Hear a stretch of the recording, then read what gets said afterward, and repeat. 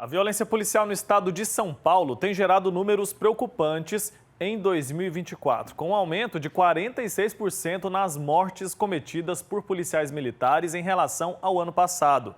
Os dados refletem uma tendência que não é exclusiva do estado paulista, mas que levanta discussões sobre o preparo das forças de segurança, os limites da ação policial e a escalada da violência que afeta todo o país. Para entender os fatores por trás desses números e discutir caminhos possíveis para enfrentar esse cenário, eu falo ao vivo agora com o Denis Pacheco, que é pesquisador do Fórum Brasileiro de Segurança Pública. Denis, bom dia, seja muito bem-vindo. Bom dia, Wilker. Bom dia a todo mundo que está assistindo. Então, Denis, como que você avalia esse aumento tão expressivo, de 46% nas mortes cometidas por policiais em São Paulo? O que esses números indicam sobre a segurança pública nesse estado? Os números revelam os resultados de uma política de segurança que foi amplamente transformada na ocasião da posse do governador Tarcísio de Freitas, né? Ele tem instrumentalizado a violência policial como um artefato de uma plataforma política mesmo, né? Político-eleitoral, no caso. Ele tem desmontado os programas muito eficientes, extremamente eficientes. A gente tinha uma redução de mais de 70% das mortes causadas pela polícia nos últimos anos, né, antes dele assumir, e agora a gente tem esse aumento justamente porque existe uma transformação política aí por trás desses acontecimentos, né? Temos acompanhado muitas mortes e muitos casos emblemáticos de brutalidade policial nos últimos dias em São Paulo. Pois é, e o Fórum Brasileiro de Segurança Pública aponta que a violência policial é uma questão recorrente em todo o país, não é exclusivo do estado de São Paulo, né? Por que a gente tem essa tendência de alta na letalidade policial? A que a gente pode atribuir esses índices que têm piorado?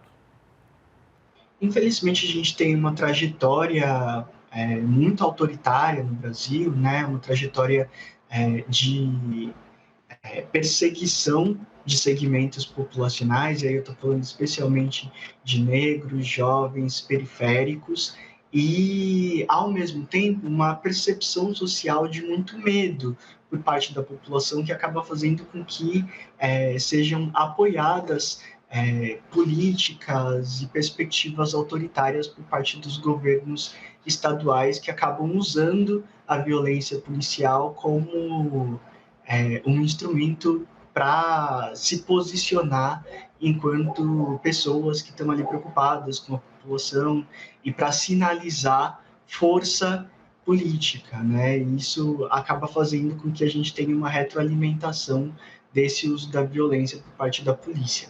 E essa violência, ela está sendo legitimada de algum modo?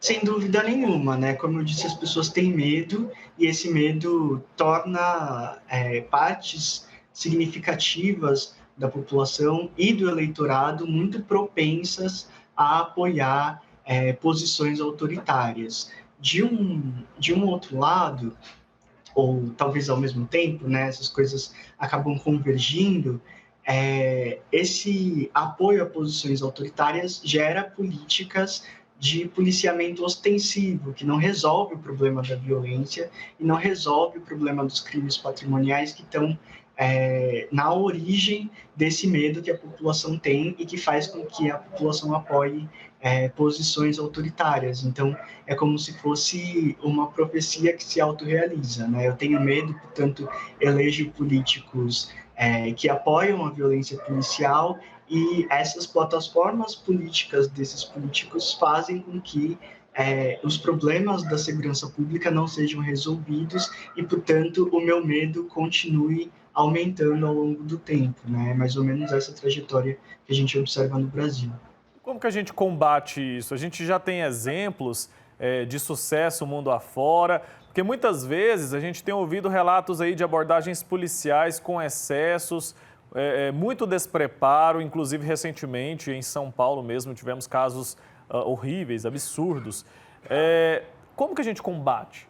esse tipo de coisa? Eu acho que São Paulo é um caso emblemático justamente porque a gente teve uma das políticas mais eficazes do planeta de controle da atividade policial no programa Olho Vivo, que é o programa simbolizado aí pelas câmeras corporais, né? Nós tínhamos reduzido mais de 70% da letalidade policial, um programa extremamente eficaz, ímpar, não tem nada parecido no mundo, e, ao mesmo tempo, ele foi tão facilmente desestruturado e transformado e desvirtuado pelo governo Tarcísio de Freitas, né? Então, para combater a violência policial, é preciso investir em um policiamento focado em inteligência e não em atividades ostensivas, nesse policiamento que aborda e discrimina pessoas. E é preciso também que o Ministério Público cumpra o seu papel, né? Uma pesquisa que a gente desenvolveu revelou que em São Paulo e no Rio de Janeiro, mais de 90% dos casos de violência policial, de mortes causadas pela polícia, foi arquivado pelo Ministério Público, desconsiderando, inclusive, as provas periciais e os depoimentos das testemunhas, né? Então, ter esse papel mais ativo do Ministério Público no controle da letalidade policial é essencial também. Perfeito. Quando a gente reduz essa quantidade de ações ostensivas e usa mais a inteligência para combater os crimes e, de forma especial, os crimes organizados, a gente está falando aqui de proteger a população, porque esses confrontos acabam vitimando pessoas inocentes, mas a gente também está falando de proteger os próprios policiais. O que a gente viu no caso de São Paulo e de outras regiões aqui do nosso país que usaram as câmeras corporais, é que houve uma redução também na morte de policiais. Exatamente, essa redução já está se convertendo em um aumento novamente, né? Então, essa política de policiamento ostensiva, além de extremamente discriminatória, que, como eu disse, as principais vítimas de morte pela polícia são negros jovens periféricos, né? Mais de 80% dos mortos pela polícia eram negros. E, ao mesmo tempo, a maioria dos policiais mortos também é negro. Então, trocar, né, fazer essa substituição do policiamento ostensivo por ações de inteligência protege tanto cidadãos quanto policiais de fato. Denis, agora a gente sabe que existem muitos bons policiais nas forças de segurança. Qual que é o impacto dessa violência generalizada na percepção sobre esses agentes? Olha, primeiro, o fato de essas ações serem extremamente discriminatórias, extremamente desproporcionais, faz com que a população perceba uma ausência de legitimidade na ação desses agentes que, em última medida, representam um Estado, né? Então, isso faz com que a população perca a confiança tanto na polícia quanto no Estado como um todo, né? E no pano de fundo disso, a proteção dos direitos civis fundamentais, o direito à vida e o direito à não discriminação, ela está no centro da democracia. Então, não é só uma questão de perder a confiança na polícia, mas também de perder a confiança no Estado e nas instituições democráticas como um todo.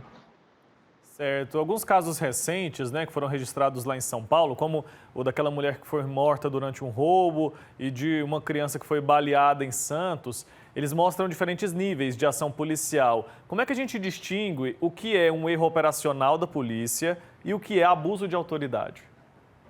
Olha, eu acho que para fazer essa distinção é preciso olhar caso a caso, né? Mas o que as estatísticas demonstram, olhando assim de uma perspectiva estatística, o percentual de mortes causadas pela polícia dentro do total de mortes violentas intencionais é um bom indicador desse uso da força, né? E aí mais de 10%, ou seja, a polícia sendo responsável por mais de 10% do total de mortes, já é um indicador de abuso. E em São Paulo, considerando as estatísticas que a gente tem até o momento, esse número já está acima de 20%, né? Então, acho que a gente está aí acima do dobro do abuso policial na cidade, no estado, aliás. Muito bem, para a gente concluir, a violência policial está ligada também a questões estruturais, como o racismo e a desigualdade social, né? Como que esses fatores influenciam a forma como a polícia atua nas comunidades mais vulneráveis? O problema do racismo ele faz com que pessoas negras e pessoas adjacentes, né, pessoas próximas da negritude, então todo mundo que habita e se identifica com esse universo periférico e pobre no Brasil esteja sujeito a vários estigmas, né? Várias representações sociais negativas. E essas representações fazem com que grupos populacionais inteiros sejam entendidos como ameaçadores, violentos, perigosos, indesejáveis. E é isso que está no centro dessa capacidade do policial te abordar na rua simplesmente pela forma como você existe no mundo, né? Pela cor da sua pele, pelo cabelo, pela forma como você se veste. Então, o racismo está muito intimamente ligado a uma expectativa social de que determinadas pessoas, determinados grupos sejam mais abordados, mais controlados e mais entendidos como perigosos, né? Colocados nesse lugar de sujeito suspeito, de atitude suspeita, que está no centro do uso da força pela polícia, né? Então, não só a polícia vai te abordar muito mais por você ser negro, por você ser pobre, quanto ela vai te abordar com muito mais disposição a fazer uso da força, inclusive da força letal e te matar, né? Muito bem, Denis, obrigado, viu, por nos ajudar a pensar sobre esse assunto. Espero que a gente tenha tocado ali na consciência das pessoas que nos acompanham, porque como sociedade a gente pode fazer algo, a gente pode escolher melhor governantes, a gente pode ajudar a mudar essa cultura que é preconceituosa, para que a gente não tenha casos tão tristes, né? Aqui a gente não gosta de expor os casos mais graves, porque não é esse o nosso papel. O nosso papel aqui está mais em conscientizar as pessoas. E a gente espera que a nossa sociedade não aposte na barbárie para tentar combater a criminalidade. Obrigado, viu, pelo seu tempo, um abraço e até a próxima. Eu que agradeço. Tchau, tchau.